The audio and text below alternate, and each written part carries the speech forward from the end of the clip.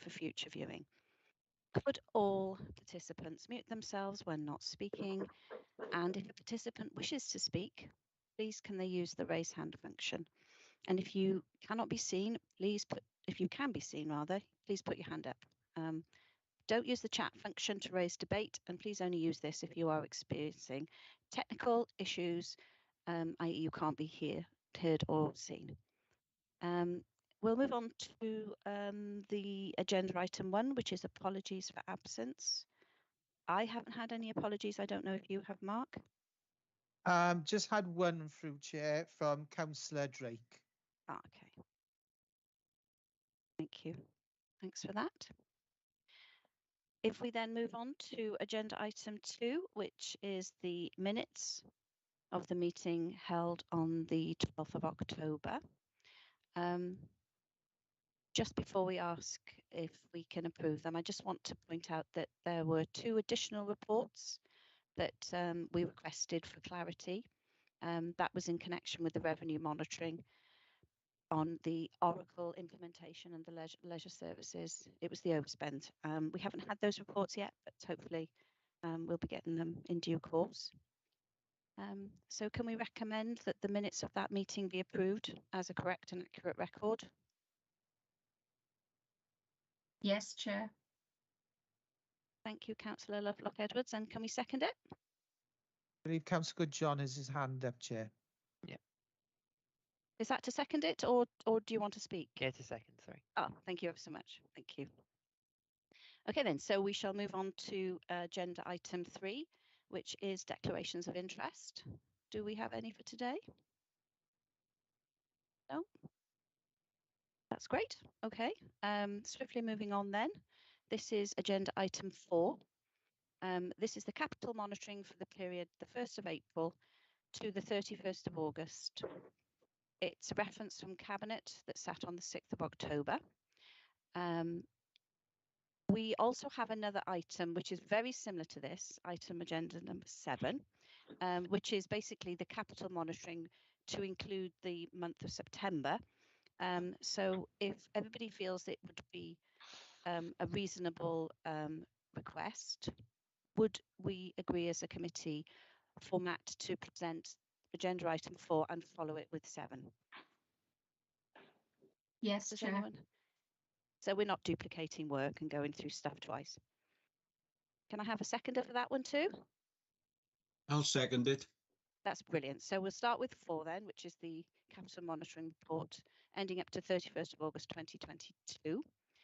This noted the current position as of August then, which was we had a £119 million spend with a predicted slippage of 25.6 million. And I think Matt's going to take us through the report now. Thank you. Thank you. So yes, as Councillor Brother has just said, this is the capital monitoring report to the end of August that was reported onto Cabinet on the 6th of October. At the time of writing, and this is fairly fluid, isn't it? The capital programme totaled £119 million, and that included schemes slipped from 2021-2 into 22-3, and all of the various approvals that have taken place during the year up to that point. The forecast outturn at that time was £93.5 million, and spend to the end of August though £13.4 million. So quite a way to go in the latter part of the year to meet that targeted spend. As we sort of discussed when we looked at the monitoring at the end of the first quarter, the capital programme's subject to really significant inflationary pressures, and those have been growing over the summer, and that's due to the economic climate in general. Certainly a lot of the inflation due to the war in Ukraine, albeit that there was underlying inflationary pressures in the UK economy coming into this calendar year in any case. So what that has led to is significantly more negotiation with contractors when we're trying to agree tenders, then quite occasionally the need to re-tender, and also a fair amount of project re-engineering when we're trying to make schemes fit to their original financial envelope. The consequence of all of that is schemes being delayed, and we did touch on this in July, and I think it did sort of herald then, or trail rather, that we'd likely to be seeing some slippage when we came back to you in October, back to Cabinet in October and November. So the other thing around the economic climate as well is the general problems on the supply side. There are some significantly long lead times on delivery of materials, and that's especially in relation to vehicles and some building materials. So this report, again, she said, Councillor Prothero, this slippage of just under £26 million, and there's further slippage expected, and you'll see some more coming in the next report in a moment. We're trying to make the capital programme finances a little bit more transparent, and we've done that in the summary table in the report, actually setting out, you know, how the budget is being built and moving during the course of the year, and there's more detail on that in a new appendix 2. So it looks at the capital programme across the directorate, but sets out the approved budget as the final proposed report that was approved in February at Council, and then details the movement in the year, including slippages and additions. So there's hopefully a bit more clarity about the movements on the capital programme. As previous quarters, the report details the various delegated authority requests that have been approved during the period, and the use of emergency powers, and they're detailed in the appendix to the report. And then it does, not surprisingly, when you're looking at slippage of £26 million, make a number of amendments to the current capital programme. Some of the larger ones around the Sustainable Communities for Learning programme, that's been revised in line with the strategic outline programme in the report. Housing improvement programme is probably one of the areas of greatest slippage. That's some £15 million. 6 million of that relates to new builds due to delays in the determination of planning applications and Sustainable Drainage Advisory Board approvals. Vehicle replacement scheme slipped by in excess of £1 million, and that's due to the long lead-in times on vehicles. The household waste recycling centre construction is unlikely to commence for 12 months if suitable land is acquired. So there's a slippage of £1.4 million on that, and potential to slip still further. There's also some slippage on disabled facility grants, and those being reprofiled. So there's quite a significant amount to report on this time round. We're certainly going to be very busy on the capital programming for the rest of the year, that's for sure. Thank you, Matt. Councillor Franks has got his hand up. Would you like to ask a question? Thank you very much. I'm still not clear about the etiquette about who I'm asking the questions to, but I specifically like to draw the cabinet members on my questions, if that's okay. I was grateful for the officer's comments about the challenges, and we can all accept there's challenges, but quite honestly, the amount of slippage is eye-watering. I find it so hard to believe that when day after day, week after week, we say local authorities are underfunded, and yet we can't spend the money that we've got. Now, that's going to play very nicely into the hands of Welsh Government and Westminster Government, I'm sorry to say.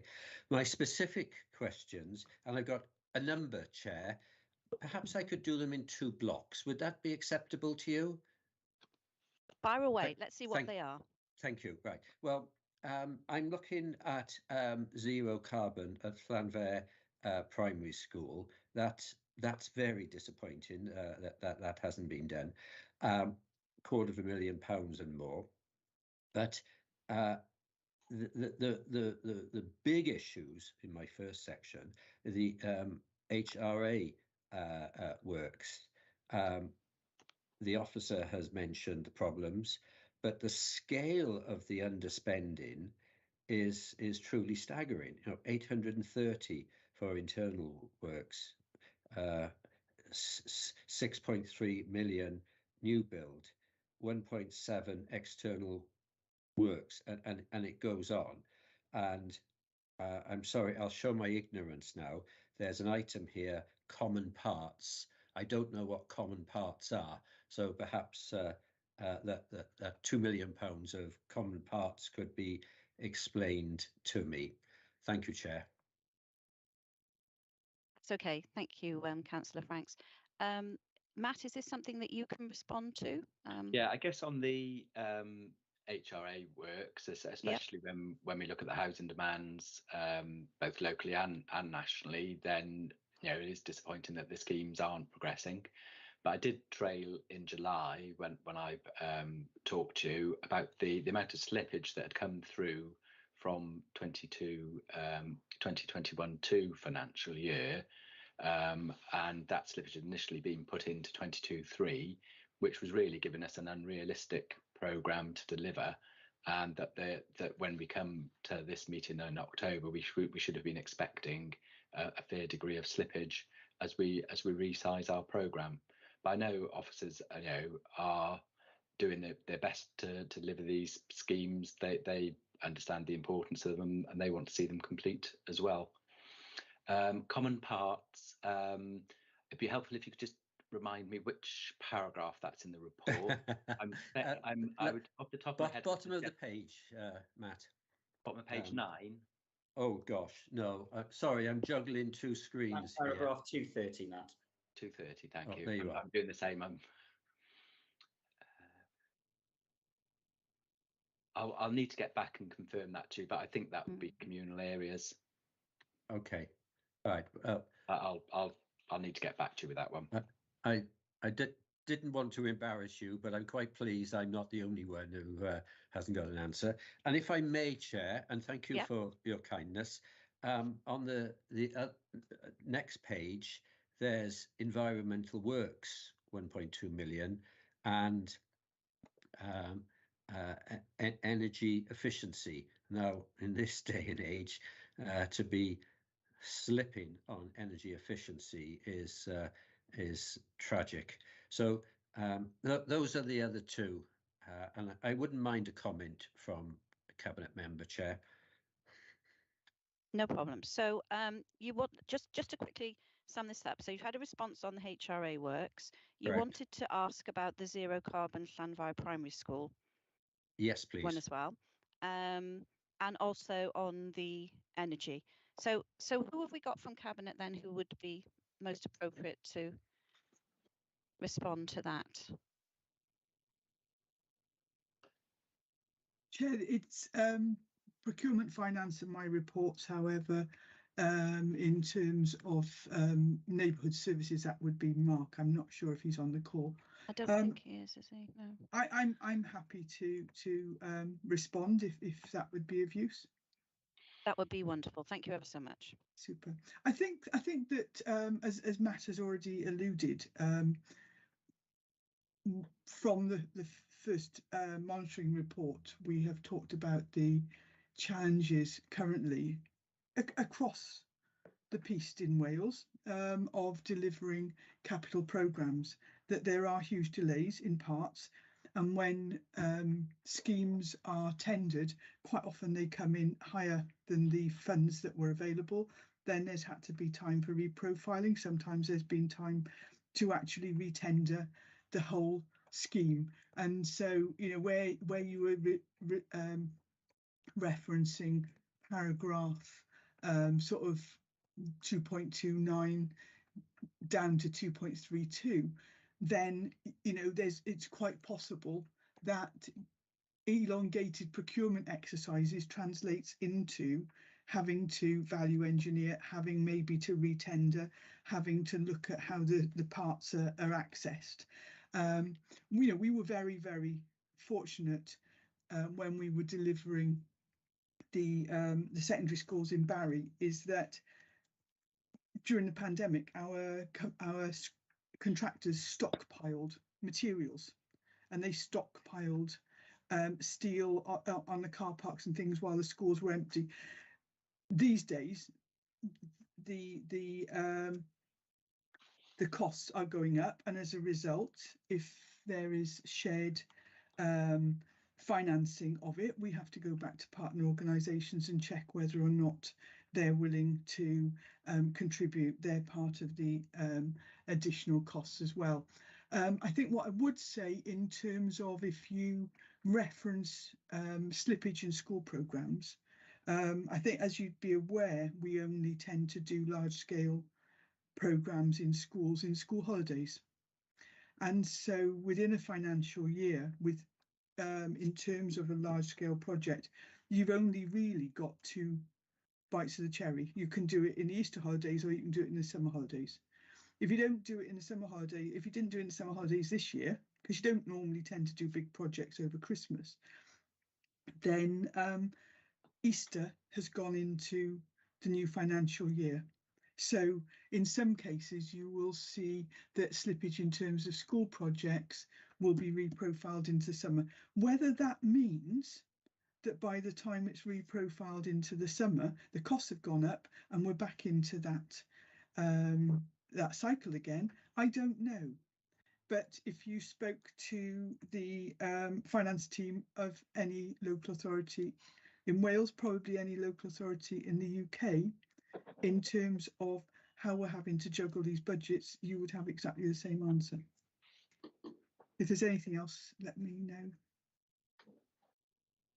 Specifically, I think Councillor Franks was asking also about the zero carbon Llanfair Primary School. Well, that's what I said, is that, if I would want to know whether or not it was down to having to reschedule work according to increasing costs, or if it was that basically, if we didn't get it done in the summer, would we have to do it in Easter? In which case it would be in the next financial year. So, that is actually, normally, if you look at these monitoring reports, you will see at this time of year, an awful lot of school schemes will slip into the next financial year because they've been programmed to be done at Easter. And that's just something that has historically happened. Thank you for that, Leader. Is that okay for you, Councillor Franks? Well, I think that's the best I'm going to get tonight. Thank you for allowing me 2 bites of the cherry, and it's okay. Thanks to Liz for stepping into the breach in some respect. But okay.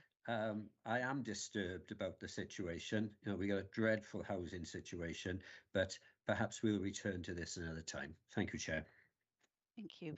I think the next person with a hand up was Councillor Johnson. Thank you very much, Chair. Thank you to Matt for the. Sorry, was Councillor wanted to come back in, or was that a? Yeah, I just wanted to clarify that actually some of the slippage on housing has been where it's been profiled to take part, and actually refusals of planning permission have actually delayed it. Thank you, Councillor Knight. I think, as Councillor Franks has already said, there is a phenomenal amount of slippage within here. We did raise, I think, in the last meeting, Councillor Franks and myself also said that, we're wondering, well, what does this look like for other authorities? Because there are elements here which are clearly going to be felt, sort of across many local authorities, and also, but it'd be interesting to know what is within our power. What are we actually able to do better? Because I don't want us to fall completely into a trap of simply explaining away things as being external circumstances. And Councillor Burnett makes an interesting point there about sort of the time that things take to come through planning committee and to be agreed and to be supported by planning committee. And therefore, you look at it, some of these figures, and you say, well, nearly £6.5 million of HRA new build, sort of has been slipping into next year.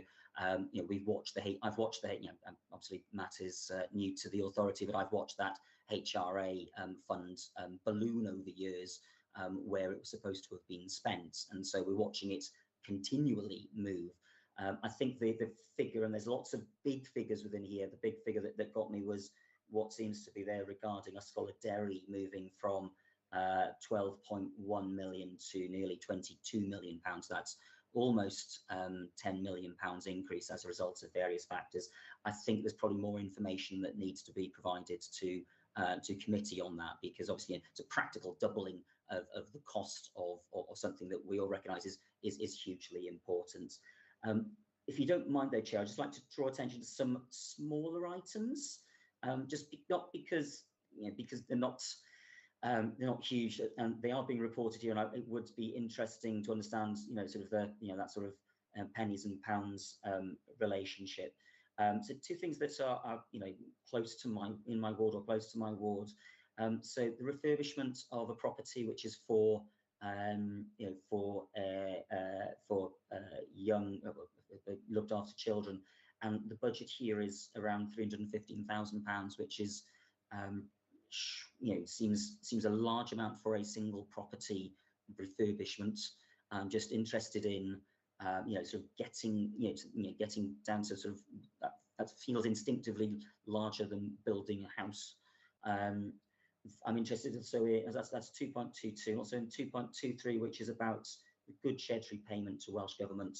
And following, if I can quote, following payment received by the council, the figure required to be paid to Welsh Government has increased due to the addition of interest, and we're finding another £6,000. I'm just trying to understand why that wasn't already included. I mean, are we slipping on things? Are we missing things that should be fairly obvious that were there? So I don't know if it's possible to get an explanation on those two right now. I appreciate they're quite niche, but I do want to draw attention back, like I said, to that nearly £10 million increase in anticipated costs at Ysgolor Dairy, and how that's happened, what the implications are, certainly in terms of timing for delivery. Thank you, Chair. Thank you, Councillor Johnson. Yes, also I noticed that the Ysgolor Dairy project had increased hugely, and I did have that question myself about, really, do we get to a point with any of these projects when an increase is so vast that we have to say we can't do it? So that was a question really that I had for Matt. In general, if we suddenly get to a point where we see a huge increase, is there a point at which we would say we have to shelve this, we can't continue? But yes, can you provide any more light on the other two? I think you wanted to know about 2.22, the housing improvement programme, more information on that, and also on the good sheds.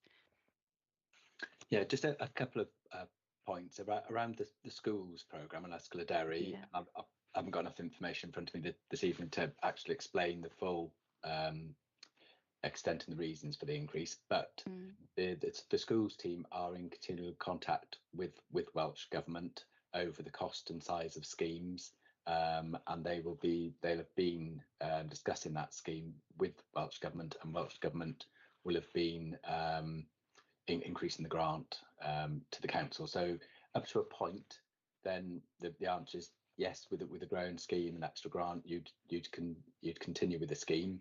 But I guess there would come a point where there may be borrowing and other contributions that council needs to make, and then we'd need to think seriously about whether a scheme was affordable. On the other two, I do know that very often with the sorts of properties that we're buying to support children, that often there are special adaptations to those properties, and what on the face of it might be a relatively modest property does end up having quite a large capital cost to it. And then I've forgotten the third one, sorry, Councillor Johnson. It's 2.23, Matt, which is the good sheds repayment and additional costs attached to that. Yeah, I'll have to get back to you on that one. I understand. I I think my understanding is that there has been an agreed later payment to be made, but that does mean that there's additional interest payments to be made. But I'll double check on that and get back to you on that one. Thank you. Thank you. Councillor Burnett? I was just going to say that, yes, we'd have to get more detail on some of this, but in terms Yeah. of school and in terms of, is there a point at which you have to call a halt on some types of things? There might be. In terms of education for children with additional learning needs, as long as we've taken all steps to make sure that the costs are commensurate with what would be expected in delivery of other schools across Wales, and that those checks and balances that we can do through conversations with Welsh Government would give us reassurance on that, then no, I mean, a special school is a lot more expensive, a lot more space, a lot more facilities, a lot more very specialised facilities that are in it. It is eye-watering, but when we built a dairy, when we built Penarth Learning Community, it was groundbreaking, and I think that our children deserve that level of facilities. So, you know, there on some things we would say, look, this has gone outside affordable, but I'm sorry, children's education doesn't fall into that as long as we've done the checks and balances. Okay. Councillor Carroll, you've got your hand up. Thank you, Chair, and thank you, Matt, for the report. I share a number of the concerns raised by Councillors Johnson and Franks regarding the levels of slippage. I think it amounts to around 20% of the programme has slipped, and there's more to come by all accounts as well. As an authority, our focus obviously should be on the delivery of projects, and so I wonder whether a review is required of both the budget setting and procurement processes to ensure that we are prioritising projects that can be delivered, and so we're not being distracted by the whole range of issues we have with projects that aren't going through, and then basically it's causing a whole delay within the system. I mean, I share the concerns raised about Ysgol y Derry and the goods shed repayment. I'd like also to ask about the household waste recycling centre. I think that that's been on the cards since 2018, and a site still hasn't been acquired on that. So again, it's all very nice to have it included within the capital programme. Look, this is what we're doing, but that's money included within the programme, and there's no realistic prospect of that happening. The same with the Atlantic Trading Estate Operations Fleet Parking. I mean, you admit within the report that that wasn't ever going to be happening with this financial year.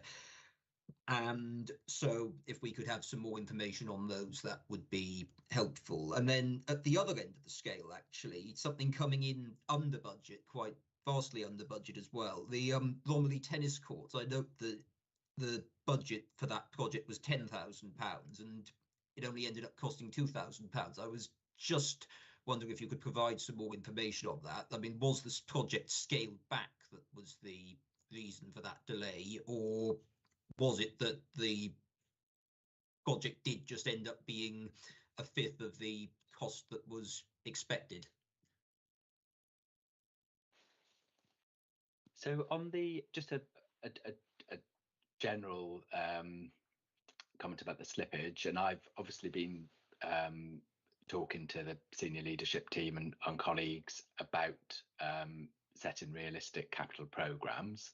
I did, when I talked to them in the summer about this, I knew we were going to have quite a challenge this year because of the level of slippage that we'd brought through from 21-2, and that we were going to have an uncomfortable ride in terms of having to smooth the capital programme out this year.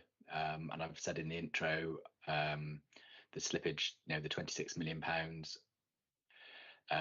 is only the start. There will be slippage coming through in the November report that I'm about to go through, and there will be slippage in the next report as well, because the level of spend is relatively low at this time of the year, and we're entering the winter period where typically you can have delays because of the weather conditions. So one of the major discussions I'll be having with the teams for the 23-4 capital programme is to actually start off with a realistic programme that we know we can deliver. It is difficult because colleagues are keen to deliver schemes and they're then unduly optimistic about the potential for delivery. But I've also been saying to them, I want this to be a report that is actually more celebrating the completion of schemes and the benefits that they provide to the community, rather than a quarterly discussion with colleagues about what slipped and what we're having to reprofile into future years. But I think it's a little consolation, but colleagues, my peers in neighbouring authorities are in exactly the same position as me. And we are in quite unprecedented, operating in quite an unprecedented financial environment at the moment. But we do need, nevertheless, to set a more realistic capital programme each year. I don't have any more detail on the Romley tennis courts. Apologies, Councillor Curran. And I guess just a general plea, and there's a huge amount in this report, and we've tried to put a fair amount of detail in there, but being mindful of the time that members do have to read reports, trying to get the balance between putting enough information in here and having a report that people are able to read. But I guess if there are questions on specific schemes ahead of the scrutiny meetings, if colleagues give me a heads up, I can speak to directors and heads of service, and at these meetings provide you with a more detailed and full response to your questions. Thank you, Matt. Councillor Haynes, you have your hand up. Yeah, thank you, Chair. I'll just take my hand down. It's agenda item 7. So it's item 2.15. I have to jump off the screen so I can read it. It's a St Athan specific one, so I'm doubly interested. It's regarding St Athan Community Centre, where 20,000 is to be spent using 106 monies for maintenance of the community centre. Now, I was under the understanding, which I got this from officers, that 106 monies weren't supposed to be spent on maintaining council buildings. And I'm more concerned that those 106 monies can now no longer be used for projects in St Athan, which people put forward. So Councillor, perhaps I'm wrong. Sorry. I'm really sorry to butt in. We haven't quite got to agenda item 7 yet. We haven't finished on agenda item 4. Sorry, Chair, I thought we were doing 4 and 7 together. Well, we're going to finish 4 and then move on to 7. Oh, well. But right. So I apologise. Hang on to that one. Hang on to it, because Matt isn't leaving. He'll be coming back to us. Sorry, my mistake, Chair. No, it's absolutely fine. It's fine. I didn't want to interrupt you when you were in your flow. That's all. Okay. Has anybody else got any questions about what we've just been talking about? No? Okay. I mean, there was some, if it's possible to have further information that's been requested, that would be great. As you have said, Matt, we do appreciate this is a report on the petition as it is, and it is an ever-moving feast, as we're just about to probably find out with agenda item 7. So having regard to the contents of the report, and the committee notes the progress made on the capital programme, the use of delegated authorities and the emergency powers, can we move on to the next agenda item? Can I have a mover, please? I'll move it, Chair. Councillor Hamilton. Thank you, Councillor Hamilton. And can I have a seconder? Is that Councillor Haynes? Yes? Yes, I'll second it. Thank you ever so much. Lovely.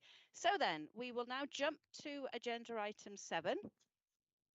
Staying with Matt, it's the report of the Director of Corporate Resources, Capital Monitoring, again for the period April to the 30th of September. So this is to advise the committee of the progress on the capital programme, advise of any further changes and amendments. As it stands now, our value of this programme has gone to 95.1 1 million and the slippage is 2.52 million. Yeah. So over to you, Matt. Yeah, and then Thank you. I guess the thing to add as well is at the end of September, that it's the half year position. Actual expenditure is £18.4 million. So quite a lot of pressure to get schemes completed still. All of the same underlying pressures on delivery exist that I talked about in the October Cabinet report, so I won't repeat all of that. There's obviously a further £2.5 million requested slippage this time round, and by far and away the biggest contributor to that is the Penarth Leisure Centre high level glazing scheme. That is a scheme that is significantly higher than the original estimates of that piece of work, and that is the full cost is built into the programme.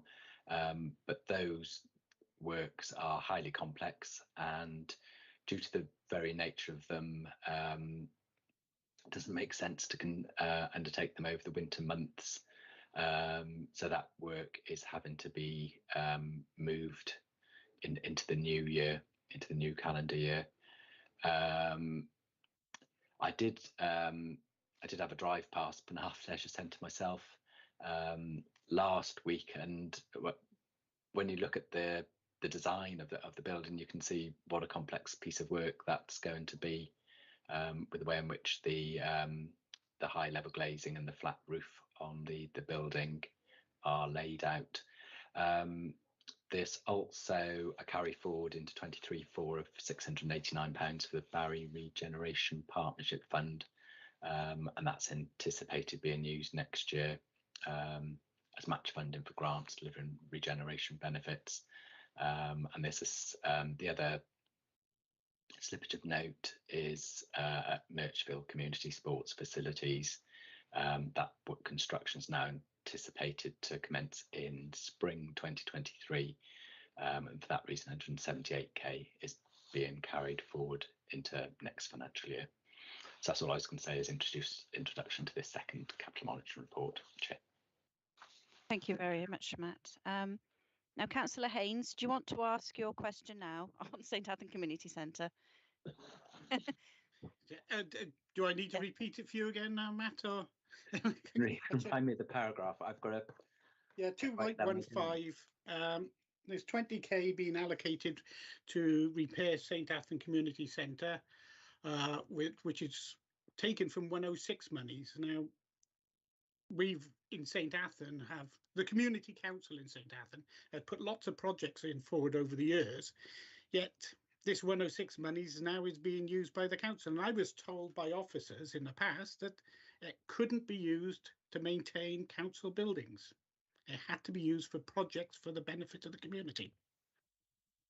So I'm sure we've complied with the regulations around the 106, but I will ask I will speak to our Section 106 officer and confirm that that's the case, and drop you a line. Okay, thank you. Thank you. Councillor Burnett, would you like to say something thanks, on this? Chair. Yeah, I can probably shed some light on it. I've just done a quick look. If you have a look on the planning portal on the website and you have a look on there, there's a section of pages on Section 106 and exactly what they're used for. And I think what you're looking at is the allocation on community facilities. There's actually the date of receipt of the funding was in 2017, so it was signed off a long time ago. It would have been signed off certainly by ward members, probably community council. There was 35,000 spent on Lucha Place play area, some as a contribution towards crockery for the lunch club in the gathering place and a drinks fountain. And it says in there about a balance committed to upgrading the changing rooms at St Athan community centre. It's laid out there.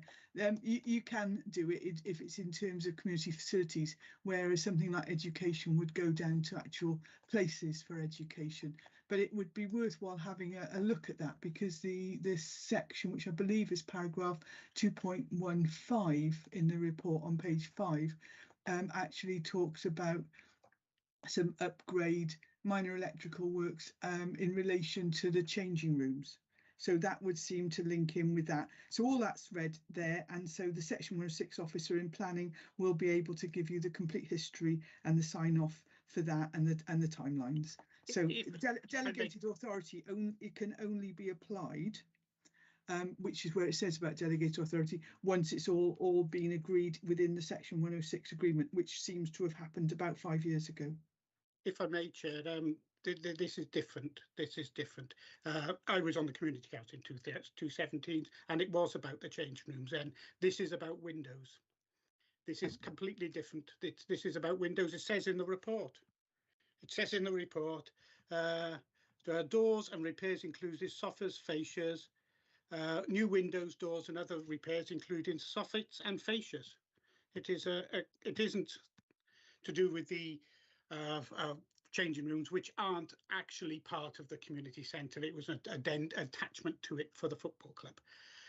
I'm aware of that previous things. I was active in. I think the Section 106 officer will be able to provide you with the audit trail on that, to demonstrate that the delegation was signed off in line with the previous agreement.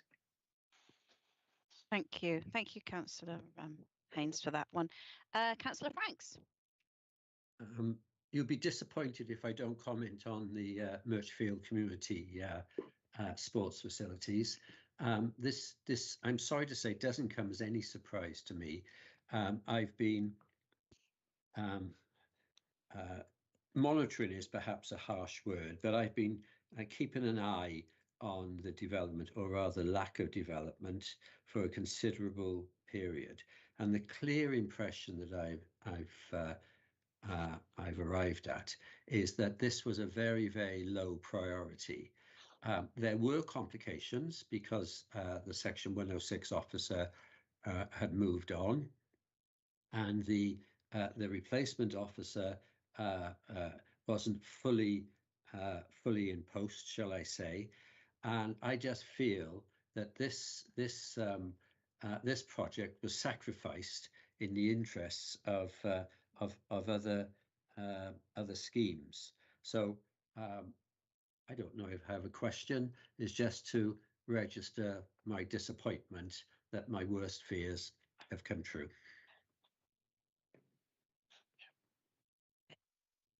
I don't know if Matt, you can answer that. I don't know if anybody can. That's the information that we've got, and that's the position as it is now, isn't it? So, yeah. Thank you for your comments anyway. Okay, thank you. Thank you, Councillor Franks. Do we have anybody else who would like to ask any more questions about this particular part? No?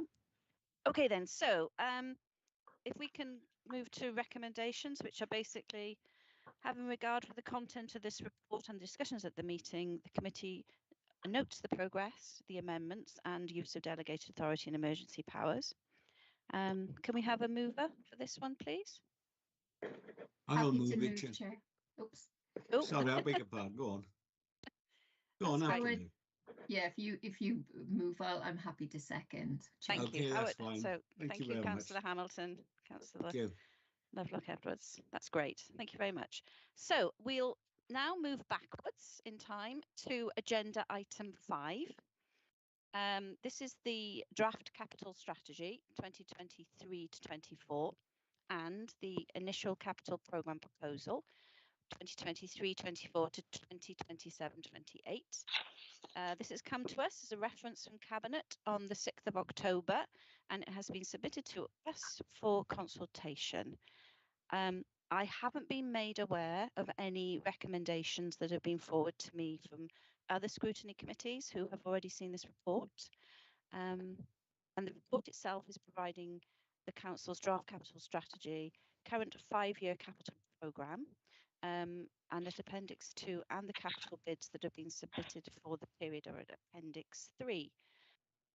Total value of the capital schemes over the next 5 years are 230,211,000. And now I think Matt is going to give us a little bit more on this report, please. Yeah. Thank you. I think one of the key things to say about this report is what we've set out to do this year is to align our capital planning alongside our revenue planning. So both the financial strategy and medium-term financial plan refresh and the draft capital strategy and initial capital programme proposals for 23-4, 27-8 both came to the October Cabinet. And that's a really important development when you consider the financial challenges that we're facing. Historically, we've updated the programme during the course of the year, but what we very much need to be doing this financial year is looking around the affordability of capital schemes alongside the revenue budget when we bring the two of them back for consultation in January, in the knowledge of the financial settlement from Welsh Government. So, as I say, this report, it's the draft strategy for 23-4, and that's set out in detail in Appendix 1. There's no major changes from the strategy for 22-3 in terms of general principles. It does set out the capital programme for the period 23-4 to 27-8, which is in Appendix 2. And then Appendix 3 sets out the bids for capital funding that we've had so far. The strategy looks at the longer term view of the council's capital investment requirements. So that's why it's taken a 5-year view. Much the same as I'll talk about the revenue at the moment, it's really difficult to forecast available capital resources over the longer period, as that much of the funding is provided by Welsh Government, and it's often the case that we only get that on a year-to-year basis, so we do need to be making assumptions about what that looks like over the medium term. Similarly, capital receipts are quite difficult to predict as well, even though there'll be a greater focus on that. The report, I hope, gives a bit more transparency and clarity about the way in which the capital programme is, how it is funded. The value of schemes of the next 5 years anticipated to be £230 million, and that includes £40 million from the Band B Sustainable Communities for Learning programme, and a very sizable £137 million for the Housing Improvement programme. So I'm very mindful of the comments that we've already had from colleagues this evening on the deliverability of that. The funding table also highlights the borrowing required to implement the programme, which is £105 million. The majority of that is £76 million in respect to the Housing Improvement programme, and ultimately that would be funded from rental income, financed from rental income. Any changes that have been made to 23-4 onwards and that have been requested earlier this financial year in the capital monitoring reports that you've seen, they've been reflected and they're detailed in that Appendix 2. We asked for colleagues to return capital bids to us by the 9th of September, just short of 40 bids submitted, and they're summarised in the report. And those are just about £110 million over the 5-year period. That number, after deducting potential grant and 106 funding for the period, totals £42 million. In relation to 23-4, the gross bids, total bids is just short of £17 million after deducting Section 106 and relevant grant. So that reduces to a net value of £14.5 million. Importantly, if all the available funding is used as detailed in the report, which is £7 million of general capital funding, £5 million of receipts, there is a shortfall of £2.5 million. So already we know we can't meet all of those bids if we're to maintain borrowing at its current levels. And that's important given that any financing costs would fall on the revenue budget at this challenging time.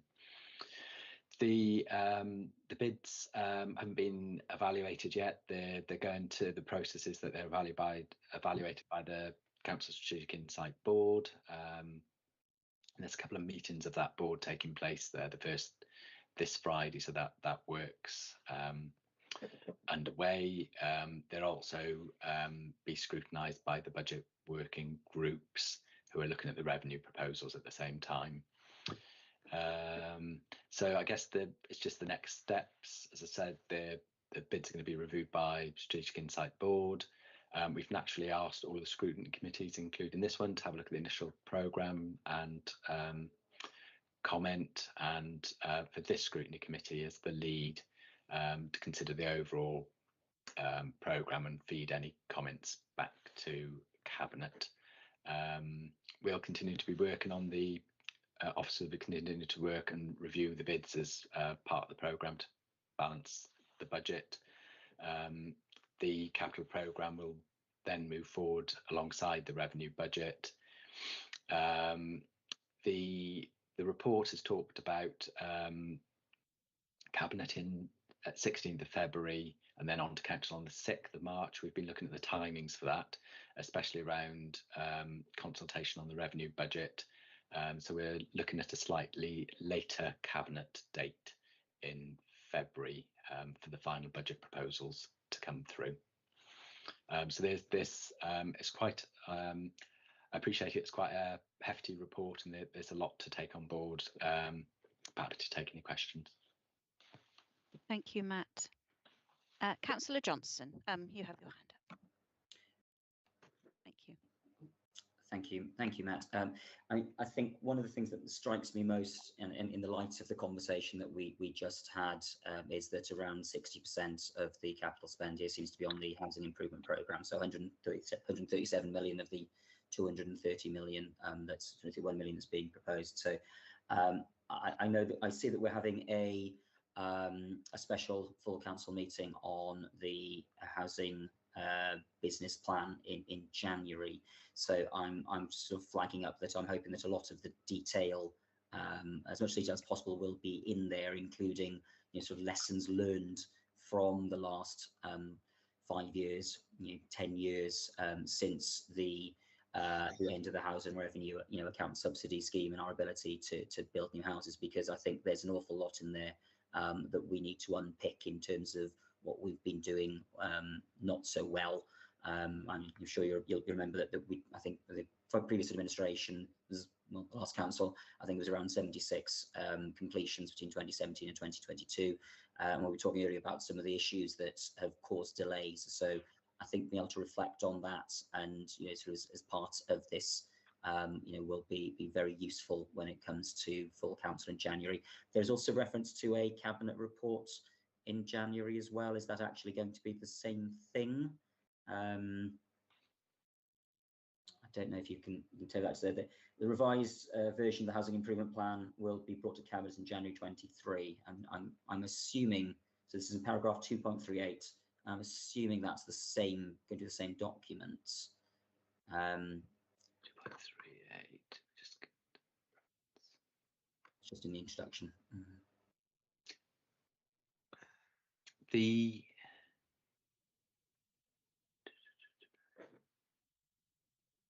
So in the 30-year business plan will come to cabinet and then go on to council.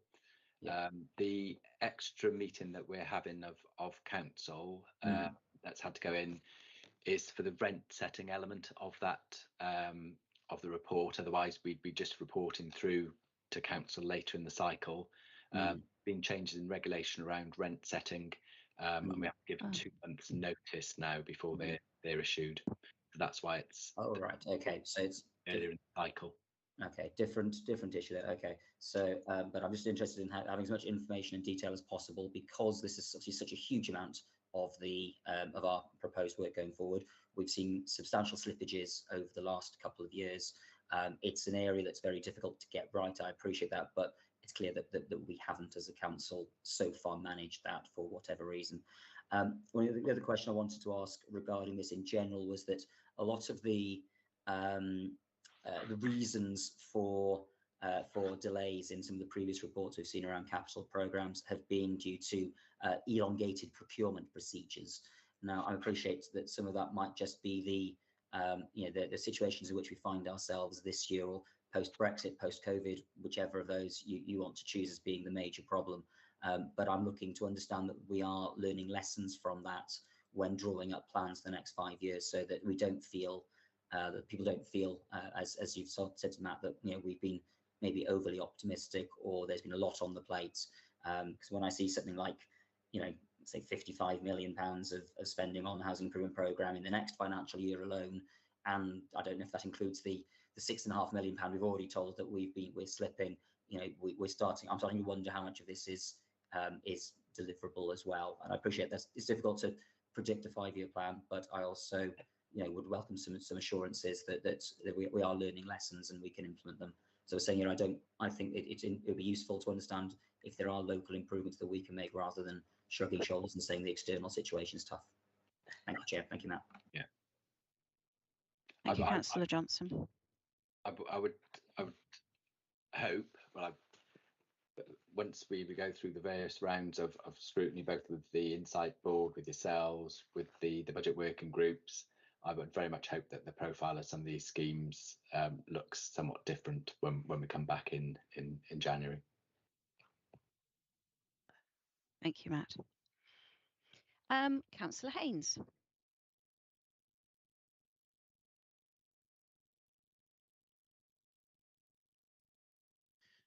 Sorry, Chair, it took me a while for the button to work, and I must speak to IT.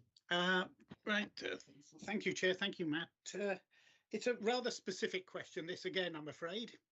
It's under investment strategy, around 5.26. It's not in there, but I was wondering whether the council lends to other local authorities, because I've been told this is something that a lot of councils do. And if so, 2 questions. Because the interest rates are going up, and we get more money back?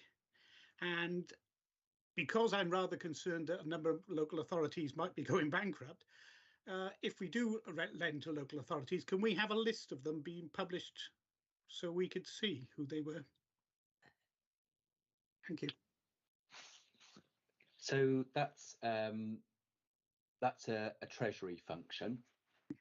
So we wouldn't necessarily borrow from the local authorities to support our capital programme. Just by the very nature of the business of a local authority, we have uneven cash flow. So there'll be times where we're lending out, and there'll be times that we're borrowing. Over the last 10-12 years, really, because of the very low interest environment that we're in, there are better rates available through borrowing and lending between local authorities. It's probably as safe as you can be in borrowing and lending, because at the end of the day, all the finances of local authorities across the UK are underwritten by UK government. That money is 100% safe and sound. So we do. I didn't quite. Yeah, we will, but we will occasionally borrow from other. I mean, I said lend. Sorry. And we will lend out as well. Yes. Thank you. But as you've just clarified, Matt, all of the monies, though, it's underwritten by the government, even if a council does go bankrupt. Yeah. Yeah. Which sadly is happening in other parts of the country. So yeah. Councillor Goodjohn. I just wanted to remind other councillors that a lot of this was covered as part of Treasury Management training earlier in the year that was given to us all about how all of this is very, very low risk and how they manage it, and also that a lot of it, almost all of it is underpinned by UK government, so it is all completely safe. I would like to ask Matt how you believe prudential borrowing on the housing revenue account is going to go, because I know that we will be looking at the full finances and the consequences of this in the final report in February. But even still, the numbers are stark and a little concerning. So I just wondered what your thoughts were on the viability of it in the long term, just as an idea, just to reassure us that there is a plan going forward. And when we see it again in February, it's not going to be unaffordable for the council. Yeah. Okay. I guess there's two sides to this, aren't there? There's one's the viability and the other's the deliverability. In terms of it being a viable programme, it is, and it's backed up by a 30-year business plan. So we're actually modelling through the costs of the programme and the income from rents over that period. Naturally, there's been quite a lot of conjecture around the level of rents going forward, especially as historically they've been directly linked to CPI. So government have been sending out some guidance on that just in the last couple of days. So we've already been modelling against a number of scenarios of rent levels. So that the modelling is there. I think my biggest concern is the deliverability and the issues that we've been talking about earlier this evening. Thank you, Matt. Councillor Carroll. Thank you, Chair. Two questions, if I may, Matt. The first one is in relation to corporate priority, which is set out on paragraph 4.7, page 23 of the strategy document itself. I just note that corporate plan is set as a priority level in its own right. It's set out among a number of other criteria. I think it's below, it's on a level with economic sense / investor save, decarbonisation, but it's above conditional suitability. My first question really is, why is it even in there at all? Because I would have thought that the corporate plan would be formed on the basis of those factors rather than being an end to itself. And secondly, why it would be ranked higher than conditional suitability. And then the second point is in relation to the investment strategy and the use of money market funds, which we've been investing in. I was just wondering, I don't expect you to have the information to hand now, but if you could share with us what these investments have yielded since we started them. So a good question on the prioritisation. This is the don't I say this because I often say to my team, don't say we're doing this because this is the way we did it last year, but that's essentially the framework that we've been working to in previous years. There is some logic in it, and certainly irrespective of what your corporate objectives are likely to be, health and safety and legislative requirements certainly trump them, don't they? But I guess in the corporate plan, and sort of when we are looking at this in the budget working groups and Insight Board, I'd probably be looking more to some of the priorities that are coming through in the annual delivery programme and some specific elements of the corporate plan that we're looking to deliver in the near term. But I think it's a prioritisation matrix, and we will look to it, but it's a guide at the end of the day. And on the money market funds, we do have the half-year Treasury report coming forward to Cabinet tomorrow. It's quite a hefty document in itself. I'm just trying to remember whether there's some commentary on the money market funds in there, but if there isn't, I'll ask Paul Archer in the Treasury team to forward onto the performance of those money market funds. They're not high performing, and in terms of the interest rate environment we've been operating in, but they do a little bit better than just putting money in the debt management office, and they are very liquid financial instruments as well. And I guess the time of the overall strategy of the Treasury strategy about security over yield. So it's all about making sure that we do retain our money.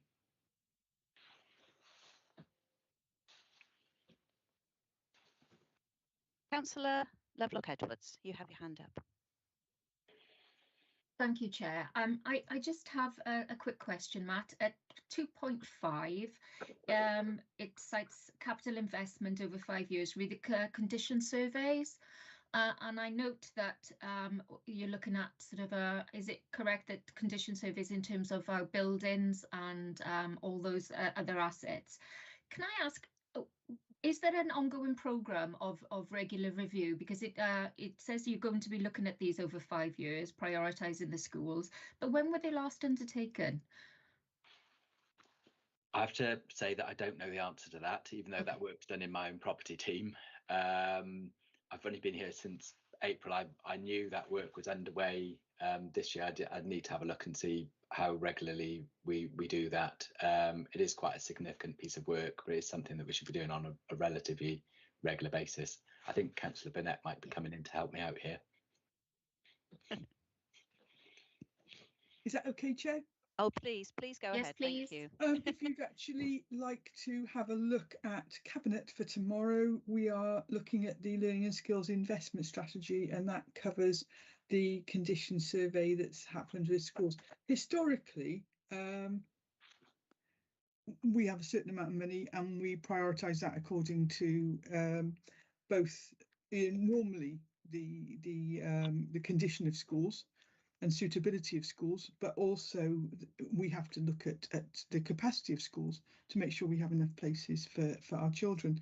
An awful lot of work has been done, as you'd know, on the Sustainable Communities for Learning and the number of schools that we've built, but we've had to also make sure that our existing schools have been kept up to standard. And if I'm correct, we've been around about a 2 million investment in our schools for the last couple of years. But as I said, it's actually quite a comprehensive report, which is on my desk in front of me at the moment.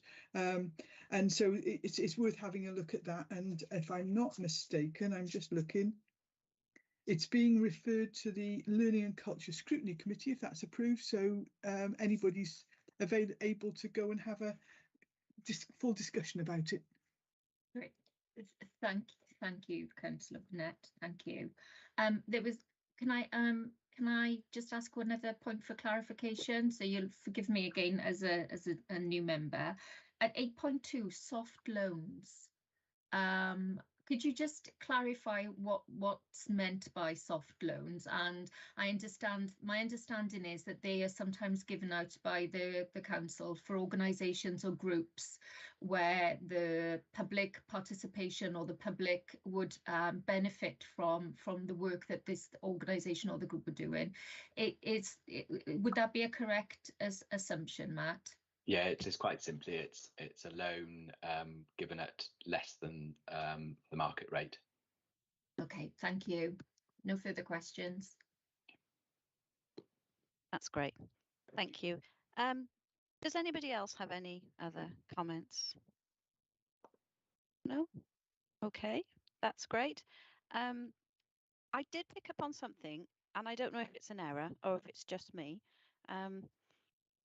Possible typo, but on page 19 of the draft strategy, on the table, so there's a little table there, contributions from revenue and reserves, and the last two columns actually say the same, balances at the 31st of March 2022, and then the second column says balances at the 31st of March 2022.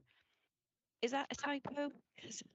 I keep looking at it thinking that can't be the same thing. If it is, then we can just... Are we on the table in 3.14? Yes. We are.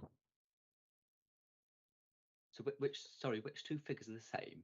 So the table itself, the heading of the table for each column, the last two columns say the same thing? Yes, they do. That's not right, is it? That is a typo. That's fine. It's not me. I couldn't make sense of it, but That's great. So if we can just then amend that so that it says what it's supposed to say. Yeah. Um, Thank you. And then if we can just the recommendations then, having regard for the contents of the report and discussions at this meeting, Scrutiny Committee notes the report, and we would like to move on this. Is anybody prepared to move now? I'm happy to again, Chair. Thank you very much. And can I have a seconder? Yes, Chair. Councillor Hamilton. That's great, thank you. Okay, can I just double check, Chair? There's no comments or anything to go back then to Cabinet in terms of reference. You're just noting the report.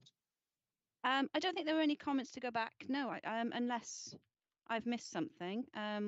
We asked questions of the report, but I don't think there was any. Yeah.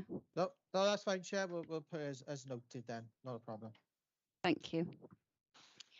And now we can move on to agenda item 6. And now this one, which is the financial strategy 2023-24, the medium-term financial plan refresh. Now this one has come as a reference from Cabinet on the 6th of October.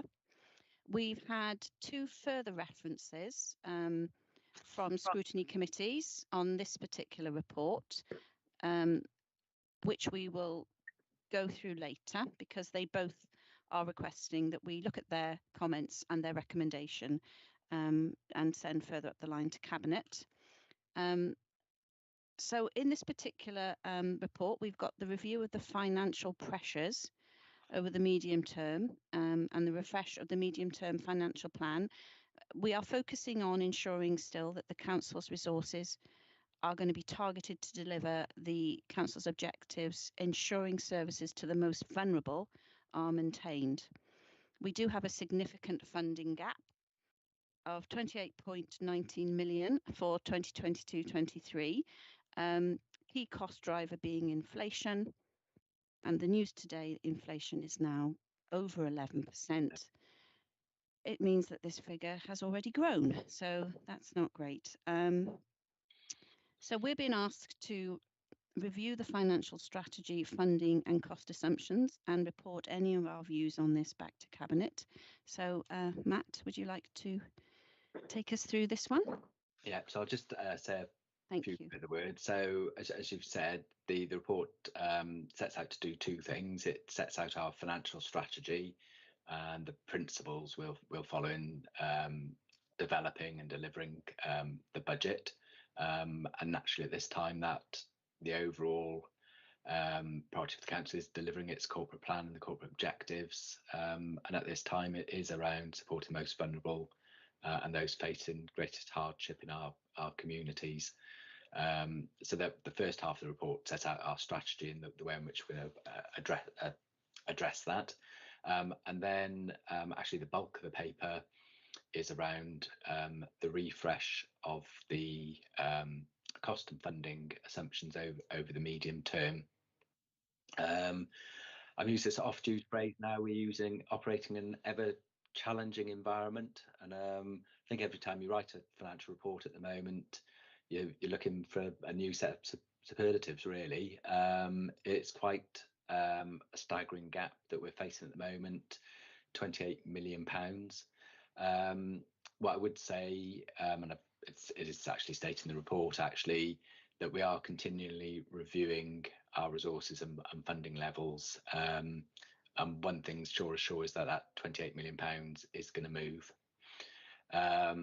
The big driver is the spend pressures of £38 million. We've tried to get everything out on the table at this time of the year, and hopeful that that's a worst case position. But as you've just said, inflation now 11.1%. The pressures coming through early in the summer. Treasury, Bank of England suggested that we would be peaking at something like 11 in the autumn. At the moment, it's difficult to see that figure coming down very soon. A lot of it is imported financial pressure, and the core inflation is a minor element of that. So strategies around increasing interest rates are going to really just scrape at the edges of those numbers. We've tried to give some categorization of the cost pressures we're facing to help us address them, and actually present some clarity in the report as well. So we've categorized them as investment, inflation, demography, and general pressures. And as part of our internal processes and scrutiny, we'll be looking to try and challenge those costs and trying to push them down, look at where they can be absorbed.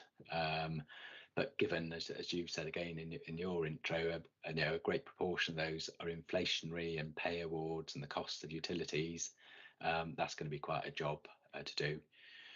The big unknown, and it's not atypical at this time of the year, is the funding settlement from Welsh Government. We've obviously had a 3-year settlement last year, so this expectation that there'll be a 3.5% increase in grant for 23-4 and a further 2.5% in 24-5. We'll obviously learn a lot more tomorrow when we have the Chancellor's budget statement, and hopefully have a little bit of clarity around that, even if we don't have the full financial detail. There's been a lot of worry, and certainly with myself, around all the talk of spending cuts in the public sector, that they start in 23-4. But certainly a lot of the speculation over the last couple of weeks is that there will be spending cuts, but from 25-6, so that existing settlements may well be honoured. So that's probably the main thing I'm looking out for in the statement tomorrow. I know we're sometimes criticised that this time of the year we bring a whole list of pressures and a big funding gap, and then it appears to be spirited away by the time we come back in the February. I generally believe there won't be a repeat of that this year. The numbers are as stark as presented in the paper, and it is going to be quite a challenge to balance the budget. I think some of the report talks about, gives an update on the economy, but again, that's a real movable position. At the time of writing the report, we just had the mini fiscal event, and government policy then at that time pushing up against the Bank of England, attempts to control inflation. We've seen some settling down over the last couple of weeks as some of those initiatives have been unwound. I think there was some direction given from government at that time around lower taxes, but that's really very unlikely now. And certainly things have moved on quite a bit since writing this report, and there are indications now very strong that there would be tax increases coming through. I guess we're asking Scrutiny this evening to review the strategy and making sure that we've got the strategy right, and just testing and challenging us on the cost and funding assumptions that we've made in the report. But I say that's a piece of work that officers are doing on a day-to-day basis, and will continue to be doing until we bring forward revised budget proposals, or excuse me, the budget for consultation is what we're calling it in January. I think one of the disappointing things for me is that will leave us a relatively short window for consultation, but I don't see any point in consulting on a budget at this time, because there is nothing to consult on until we know the settlement and the level of savings and reductions that we're going to need to bring forward. And that's part of the reason, as mentioned at the start of the meeting this evening, that we've put that the final budget will go in late February rather than mid-February now, just to give us as much opportunity to consult and have input from Scrutiny in January, February as well. So we'll continue to target resources to deliver the council's objectives, especially around care and support and hardship, and use those limited resources as best we can. That's all I'd like to say in introduction. Thank you, Matt. It's really difficult to find words, isn't it? I know it's a horrendous situation. But we have Councillor Goodjohn who would like to ask you some questions. Thank you.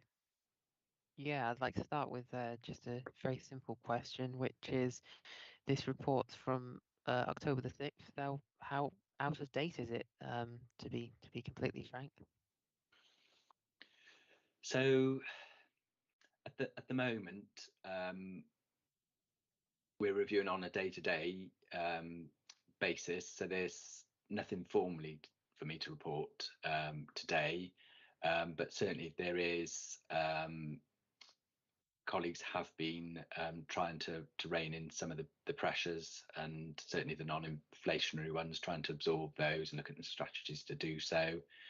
I think there's an acceptance that a number of those pressures that we've badged as investments are very highly unlikely to go forward and appear in the later budget papers. So that's probably as much as I can say this evening. Yeah, of course. Fair enough. Thank you. That's all for now then. Okay. Thank you. Councillor Haynes. Thank you, Chair. I'll just get the hand down. No doubt I'll need to be reminded of something after I finish this question, but onwards we go. Right. Right, in the report, I workforce review 2.57. I take it that area around there is about basically checking how we can improve services and quality of our work. That's how I read it anyway. But then I moved on to the appendix, and I've just found a lot of investment being new jobs. And if we're trying to cut down the effects, you know, putting, I think at one point, what was it, just under around 600,000 in place, of which 1/3 is new roles. If we're trying faced with a position where we might be losing social care time, I can't see how we could even be considering new roles in head of regeneration, for example. I'm concerned that there is a lot of new roles and they're classed as investment. I hope it's clear what I've said. That's it. So when we've naturally gone out to services and asked them what are the pressures in their businesses, both in terms of financial pressures they're experiencing, but also pressures that they're experiencing delivering of services, and that's why we have a number of lines in here that are set out as investment, because colleagues generally want to improve the offer that we have, and some of those follow on from some of the restructurings and the developments in the budget last year. But I would repeat the comment I've just made, that I don't really know how we would accommodate those in the final budget, given the gap that this report is presenting and the strategies that we're going to have to follow to narrow and actually take that gap out and balance the budget for March. No, thank you. I'm pleased to see we're all looking in the same direction. Thank you. I think, as Councillor Goodjohn said at with the last comment, how out of date is this report? And that's the truth, isn't it? Back in October, we even had a different government. You know, everything was different. So yes, from there to now, there must be lots of things that we're probably going to have to look at again, aren't there? So anyway, so we've got Councillor Johnson now who'd like to ask a question. Fire away. Thank you, Chair. And you talk about, you know, sort of how out of date it is, as I think Matt has already said. Obviously, there's the autumn statement taking place tomorrow. That's taking place within the context of not only poor economic conditions, some of which will be due to the hard Brexit that we've introduced, but we're going to have a statement tomorrow based around people wanting to introduce austerity 2.0 and not throwing money where it's required. So we have all sorts of problems that we're facing in terms of actual recruitment, having staff to deliver, and doing the things that we should be doing as a council, but we have very limited resources to deal with it. So if the Conservatives tomorrow go once again and go big on this, we've got a £50 billion financial hole despite being a sovereign country, that means there's very little money for Welsh Government to then pass on to the Vale of Glamorgan and other local authorities in Wales to deliver services that we are required by statute to do. So we're having, for example, recommendations from the Healthy Living and Social Care Committee that we should protect these services, and yet we're not having the money that's being provided to do that properly. We're having, we just heard Councillor Haynes, who is, I'm sure doing his best, pointing out that, well, we're looking to spend money, because if we don't spend money on these posts, then we won't have those posts to deliver the services that we're supposed to be delivering. And that's the reality of it, that if money doesn't flow from Westminster turns the tap off, there's not enough money for us to deliver services properly, because the gearing required through our council tax to make up those gaps is quite substantial. So those things can't be done. In terms of inflation, obviously today's figures are very high. We've obviously this is last month's increases in energy costs. Inflation is obviously a comparison of year-on-year figures. So when we get to the new year, we'll start to see probably those drop out as the impacts of the war in Ukraine, which sparked an initial increase. So we might be, those figures will be, the extra costs will be built in, but inflation itself will hopefully start to level off, because core inflation, as we said, is quite low, but imported inflation is the problem. But some of that imported inflation is going to continue as a result of Brexit. Unfortunately, what we also have is a Welsh Government that doesn't want to take responsibility and control for these things. That's what it should be. This is Mark Drakeford's idea of an insurance policy, is to allow the Tories in charge all the time and then turn around and complain when things happen afterwards. That's the politics. We'll see where we are once we've been through the autumn statements, once we've been through the local government funding statement from Welsh Government, which will come in, I assume, as close to Christmas as damn it. There's not a lot of time that we're given, because we obviously have to set our budget by 11th of March. So everyone else keeps going later and later and is allowed to mess up and come back and start again. We have to get it right. These figures are where they were in October. I'm not sure how much genuinely they've changed, because what will happen, as happens every year, is that we have this process of showing the figures, we show the hand, and then everybody is asked, okay, what can you live with, as opposed to what is it that you'd like.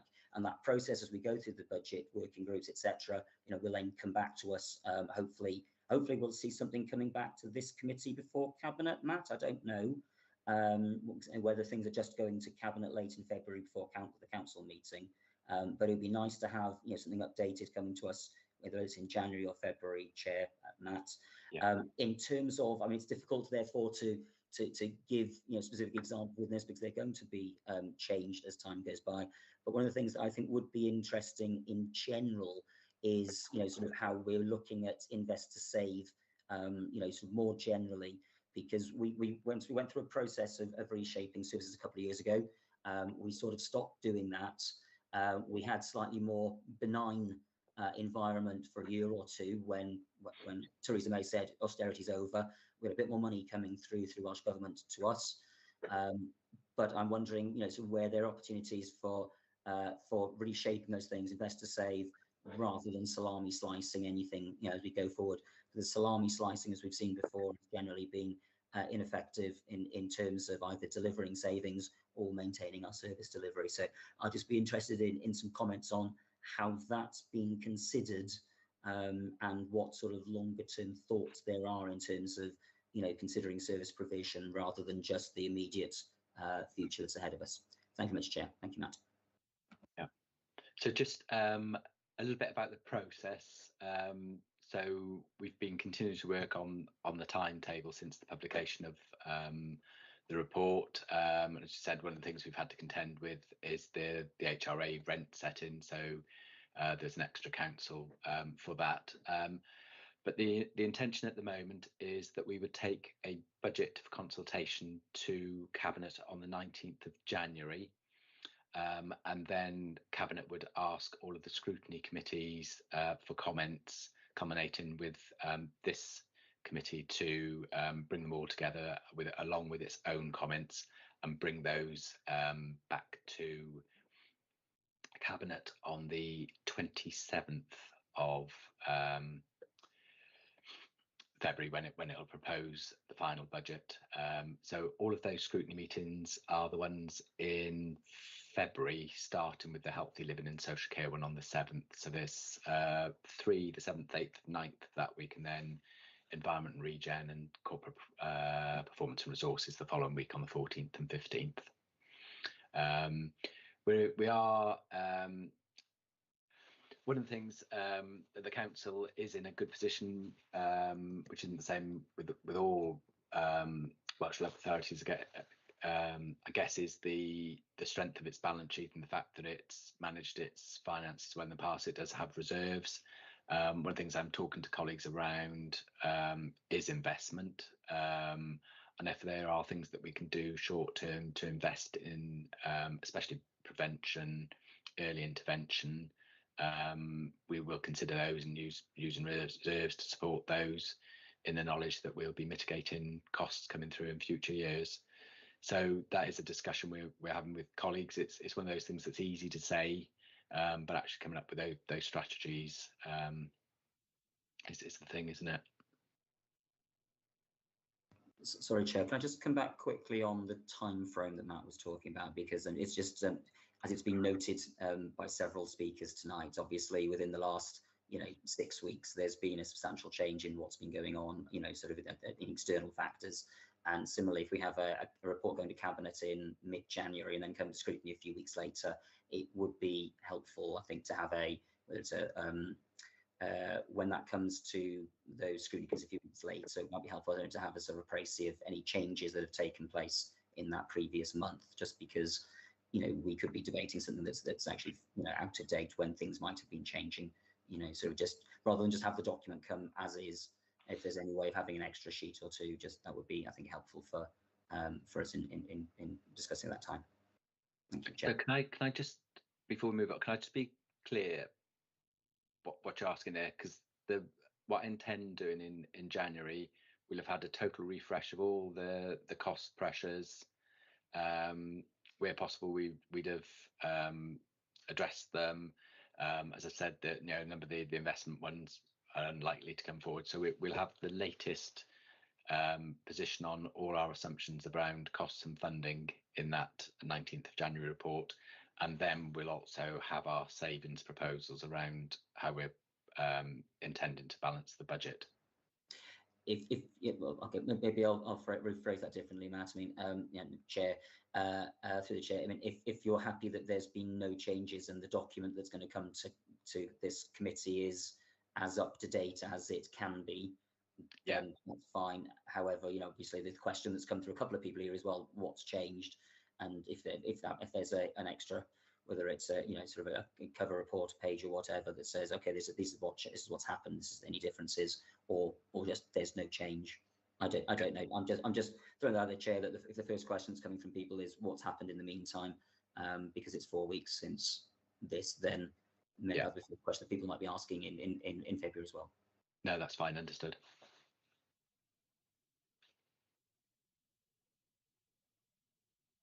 Sorry, Chair, you're muted. I had to do that, didn't I? Sorry, everybody. Yes, Councillor Burnett, would you like to speak? Actually, I might hang back until after Councillor Carroll's spoken, just in case he's got any queries. Sure, that's great. Thank you. Councillor Carroll? Yes, thank you, Chair. A couple of points. The first one, Matt, is in relation to demographic changes, which I think you're forecasting to cost 2.418 million. It's just a question regarding the factors that are causing that issue, because I noticed that you cite increasing number of pupils in Vale of Glamorgan schools and then the ageing population. I'm just curious to know how we've ended up in that situation, given that it seems quite contradictory for having an ageing population and then larger school numbers at the same time. The second point would be in relation to ICT, which has, which obviously is set out in the report very in a number of ways. Firstly, I think one way perhaps we could reduce our cost pressures would be, and it's just a suggestion, look at the spend we're making on external consultants and see whether perhaps that could be reduced, because I think that that it's not just this authority. I think it happens in both the public and the private sector. It's a very lucrative business for some people, and perhaps that could be a potential saving. And then the third one, again, it's a question. I'm assuming I'm misreading it, so I think if you could explain, that would be helpful.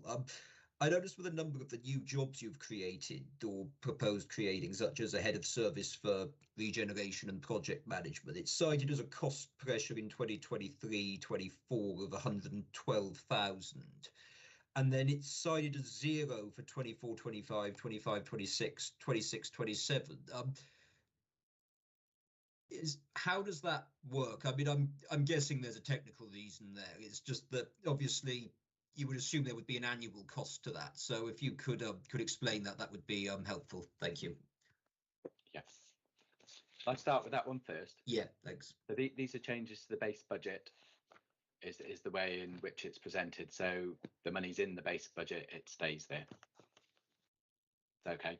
And then on demography, there's 3 key elements to it, as you rightly set out. The mainstream school population's increasing.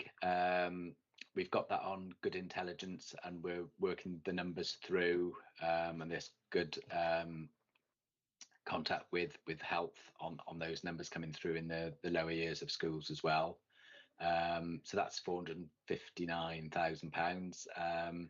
That's a little bit reduced from some of the numbers we've seen in previous years, actually, where that number's been closer to £1 million. The real big demographic pressure in our schools is in the number of the increase in pupils requiring placements in special schools, specifically at Sculladerry, as we set out in the appendix. And those are expensive places. They're around 30k. So £1.2 million. That's an extra 40 children coming through. And then similarly on the older population and younger adults in need of social care support as well. There's good modelling behind those numbers, and those do tie in with the general demographic position that we're seeing in the Vale, that overall has an increasing population.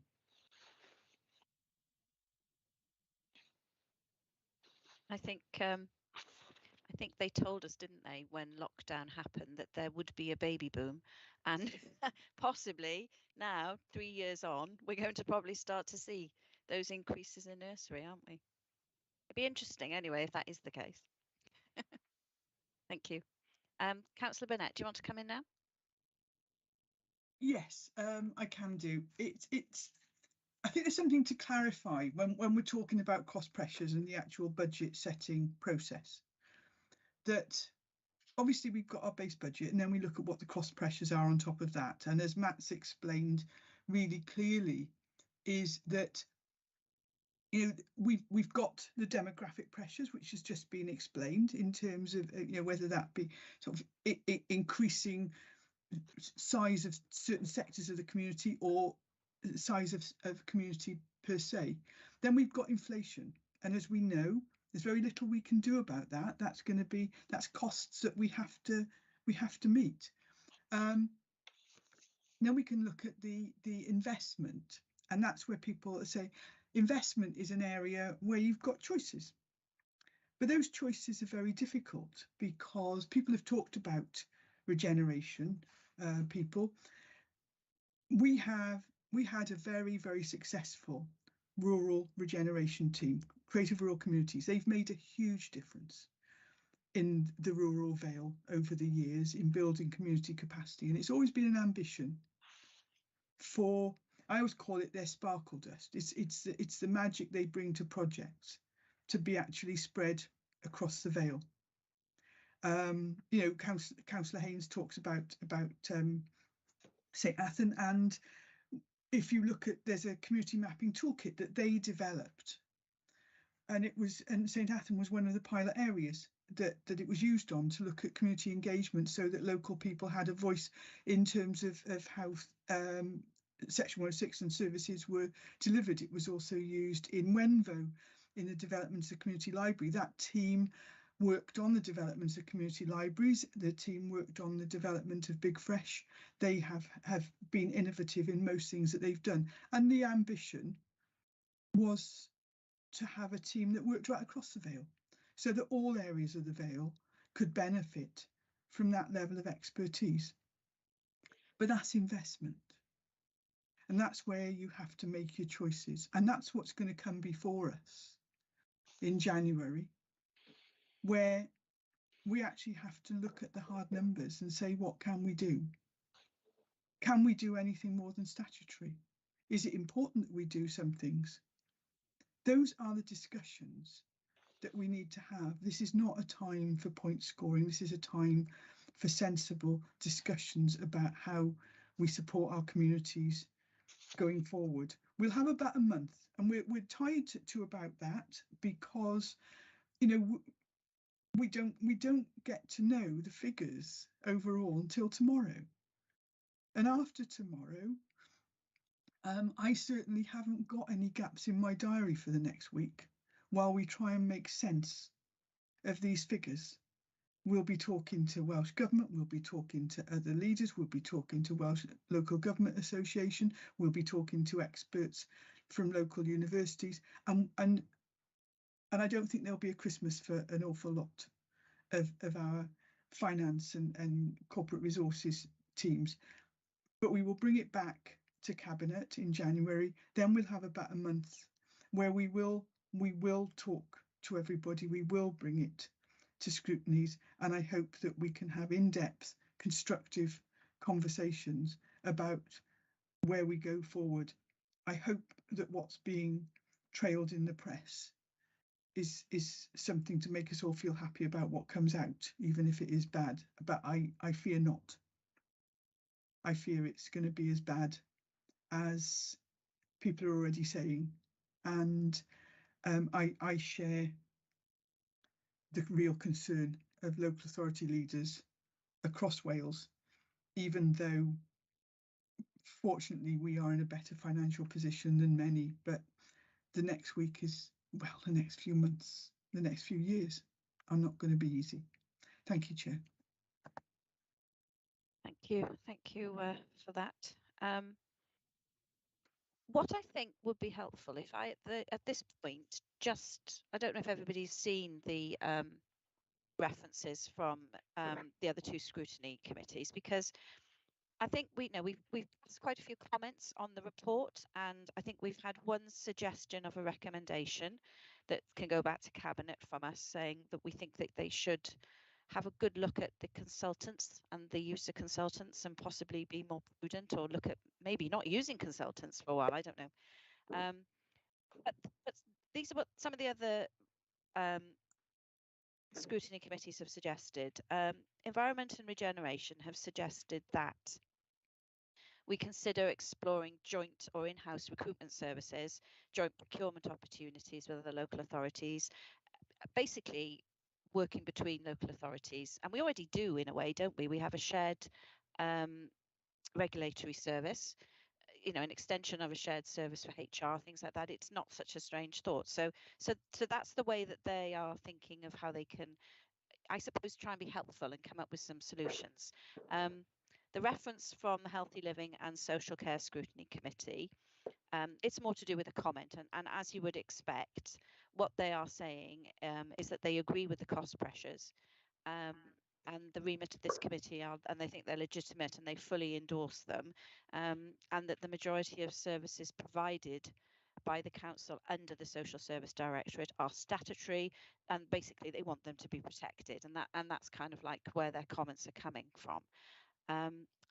But what I'm wondering is, do we as a committee have anything other than the suggestion that we could, you know, look at reducing our use of consultants? Is there anything else that we can add to this? Because as Councillor Burnett has said, this is a time to pull together if we can and to use what we know. And we've got some very experienced councillors on this committee, haven't we? Councillor Johnson, would you like to speak? Thank you, Yeah. Chair. It's I suppose one of the things that I don't want to do is patronise our officers and start suggesting things that naturally they're already looking at, and you know, and some of the suggestions that have come up, whilst might be generally helpful, are not necessarily dealing, you know, directly with you know, the direct cost pressures that we're discussing. So, but the points I think has been discussed by a couple of people, certainly yesterday in the Environment and Regeneration Committee, you know, it's not necessarily, I'm not necessarily, you know, about, I don't want to nail down to specific issues, but as I said earlier, I'm interested in what we are looking at in terms of invest to save, and where we can find ways of reshaping services that might be you know, better able to deal with some of the challenges ahead if that is the system that we're going to have. So so I think it can be just I suppose as a consultant, I suppose I was declaring interest if I talk too much about consultancy, but the purpose of consultants is to fill in the gaps where often where people don't have the existing skill sets. So consultants often come in to, you know, to investigate where we don't have those things already, or we better value to bring somebody in rather than employ somebody from scratch, especially if those people are not often there and easily available. So we should look at our spending. We should be looking, I mean, with the consideration, I think it was Councillor Goodjohn who said last time was we've set targets in the past and not met them. You know, should we be looking at, you know, wider wider spending, which I think is what was being suggested, but also, and I know it is an intense process to do longer term, but zero budgeting and consider whether we are spending all of our funding in the right places as of now. It's a question really, I think, for how much of this is short term and looking to resolve between now and February, and how much of this is, okay, if this is the situation, this is the hand we're being dealt with by Westminster and Welsh Government, then when we have to, you know, change how we're going to play.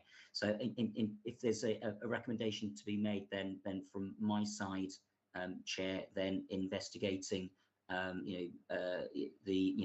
reshaping and invest to save opportunities that we might have available, whilst noting those returns might not be coming in the next couple of months. A lot of the other things, I think, Chair, will be the obvious stuff, I think, will be picked up and covered by all of the internal and actual scrutiny that will take place between now and setting the budget in a few months' time. Thank you, Chair. Yeah. And yes, of course it will. But if you have an idea, and I think that's certainly something we can recommend, isn't it? That they investigate and have a good look at what they can do to invest to save. That's a good one. Councillor Haynes. Yes, a lot of what I was going to say was actually covered by Councillor Johnson, so thank you. It saved me saying it. You know, there are a time when consultants are needed. Again, I've been a consultant in my time, and they are needed and they do save money. But I do believe that the council could save money by predicting where their needs are going to be and train their staff appropriately. Particularly in the IT field, there's a lot of money to be saved there if the IT staff are able to have the knowledge to cover the Oracle system. They could have saved a lot of money already, strangely enough, if they did. So I'm just pointing towards training. It's strange that you invest in training and you make massive returns. Thank you. Thank you. Okay. Oh, Councillor Goodjohn, I see your hand. I would simply say make sure that you're not afraid to invest, particularly in young people and apprenticeships, to find those skills in the future, because we have to remember that although the numbers are particularly stark in the short term in this year, and that's what we need to be focusing on, yes, but there's still money to be found in the long term. I know that Councillor Haynes was talking about the investment for new people. I would note that most of that is actually apprenticeships, and that investments like that, although it needs to be scrutinised, we seriously need to consider whether it's viable in the short term. That anything that can be done in the short term will have huge benefits in the future. Thank you, Councillor Goodjohn. Does anybody else have any other comments, points they'd like to raise, any recommendations? Okay, right then, so I think then at this point, the two references that have come from Healthy Living and Social Care and Environment and Regeneration, those we can recommend that they are put to Cabinet for their consideration. I can't see any reason why we wouldn't. And we're not, you know, we don't want to be patronising of officers, as Councillor Johnson has said, but I really feel like any suggestions are worth mentioning, aren't they? And we'll also recommend that we look at, or we recommend that there is a focus and an investigation on investing to save. I think zero budgeting was mentioned by somebody at the Environment and Regen Scrutiny Committee as well, but you know, I'm sure that is something that is going to be looked at. And also the use of consultants. Yes, they can be helpful, but also maybe it's a very expensive thing. It might be an area that we can look at and possibly not be using, and also to continue with investing in our young people and apprenticeships, as Councillor Goodjohn has said. So are we at a point now then that we can, having regard for the contents of this report and discussions of the meeting, can we refer the comments that we've just discussed and recommendations from those two scrutiny committees and from ourselves, and can we move on that? Do I have a hand? I'm happy to move it, Chair. Thank you, Councillor Haynes. And Goodjohn, are you seconding it? Yes, of course. That's lovely. Thank you ever so much. Right then, so we shall move on. We've done agenda item number 7 because we did that straight after number 5. So I think agenda item number 8 is the report of the Chief Executive. So this is, Mark, over to you, isn't it? It's the first and second quarter scrutiny recommendation tracker and the updated committee forward work programme schedule.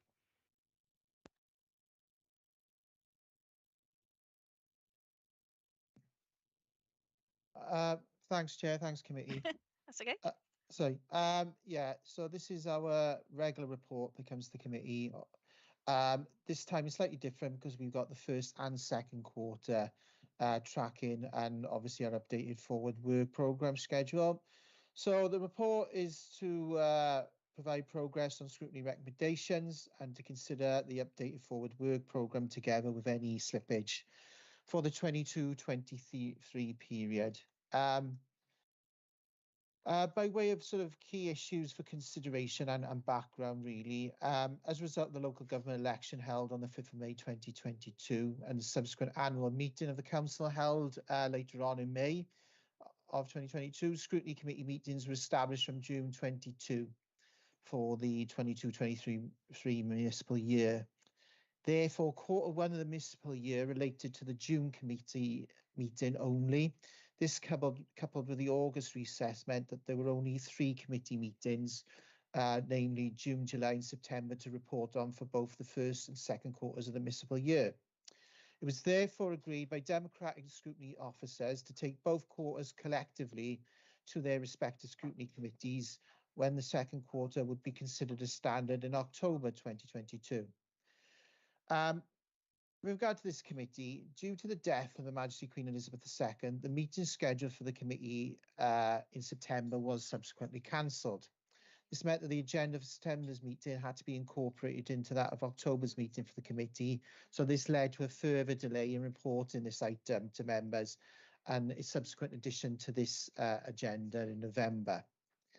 Appendices A, B and C attached to this report set out the previous recommendations of the Scrutiny Committee, and members are requested to review progress against each recommendation to assess whether further action may be required, ensure the required action is undertaken, and to confirm which recommendations are to be agreed as completed.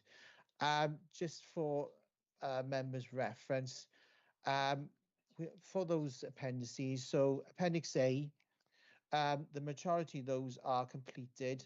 One is left as ongoing, which is the Glamorgan Voluntary Services. That's basically been left as ongoing because that's something, whenever that is sent through to myself, I will forward on to the committee and the wider elected members. So I've left that as ongoing for the moment. Appendix B, those are all now completed.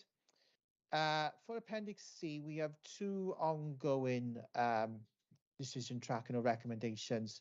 So one refers to quarter two sickness.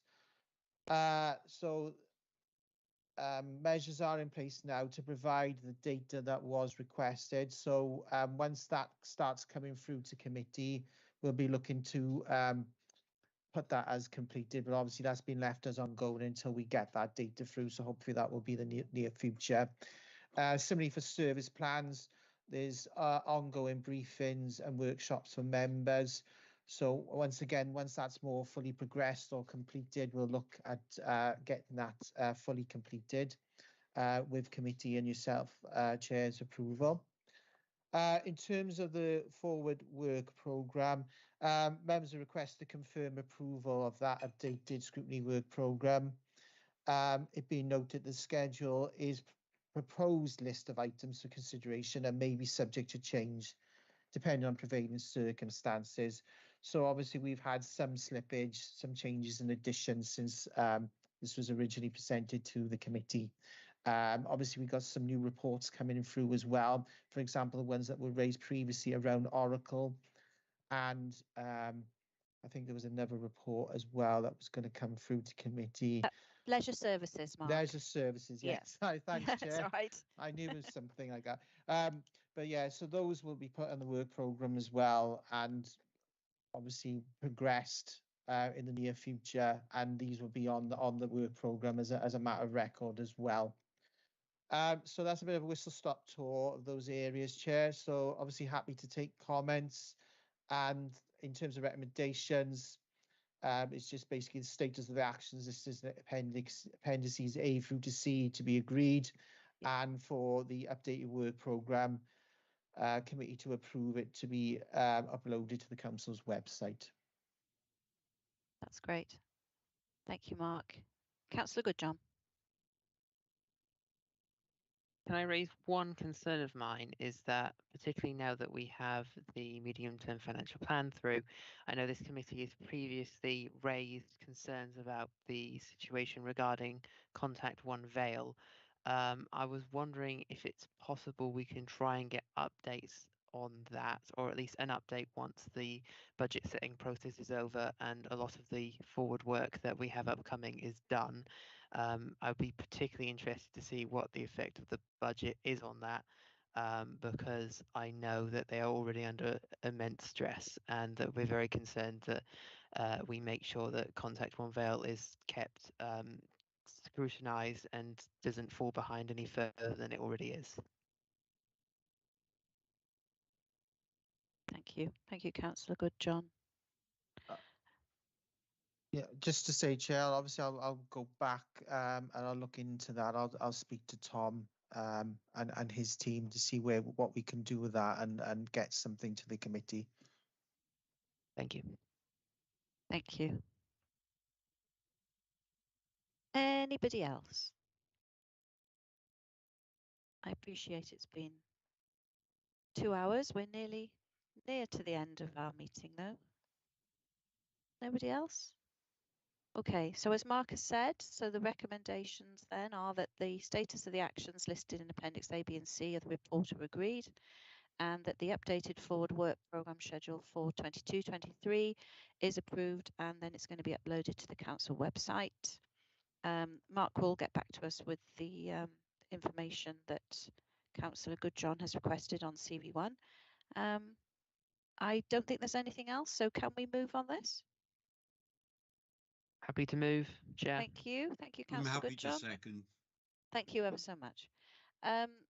Right then, so if we can move on to agenda item 9, there aren't any urgent matters that I'm aware of, and there are no part 2 either that I'm aware of. So I think the last part of this meeting then is just to inform you all that the next meeting will be held on December the 14th. It's a Wednesday and it will be at 6 p.m. So I do hope we'll see you all there.